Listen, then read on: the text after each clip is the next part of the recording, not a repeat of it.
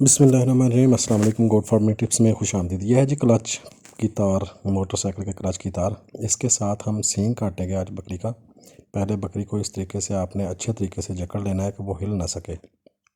और उसके बाद हमने इसको तार के साथ रगड़ना शुरू किया।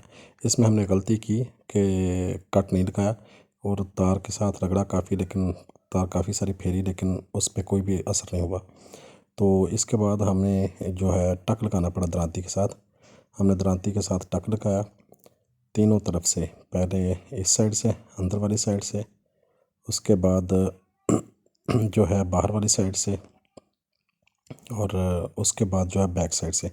तीनों साइड से टक लगा लिया ताकि तार उसमें अच्छे तरीके से फंस जाए और टक जो है वो तार जो है अच्छे तरीके से मूव कर सके। और उसके बाद हमने जनाब जो है ये बैक साइड से लग रहा है टक, बैक साइड से टक लगा के तो उसके बाद ये तार फेरनी शुरू की। तो तेज़ी से इसको फेरना है ताकि जो है इसका जो है ना जगह वो इसमें से धुआं निकलना चाहिए। धुआं निकलेगा तो इसका मतलब है कि अंदर जो कच्चा सींग होता है ना वो उस साथ साथ डंप भी हो रहा है, जैसे लोहे के साथ किसी ज़ख्म को डंपते हैं।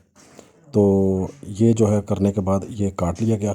और काटने के बाद इसके ऊपर बाल और उसके बाद काला तेल, बाल बांध दिए और उसके ऊपर अच्छे तरीके से काला तेल लगा दिया ताकि मक्खी ना बैठे।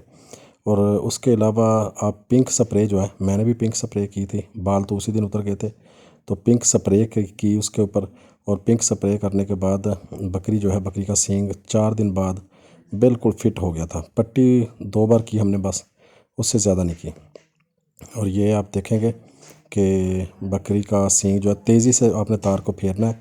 और ये जो तार है इसके शुरू वाले सिरों में आपने कपड़ा लाजमी ले लेना है ताकि हाथों में ना चुभे ये तार जो है।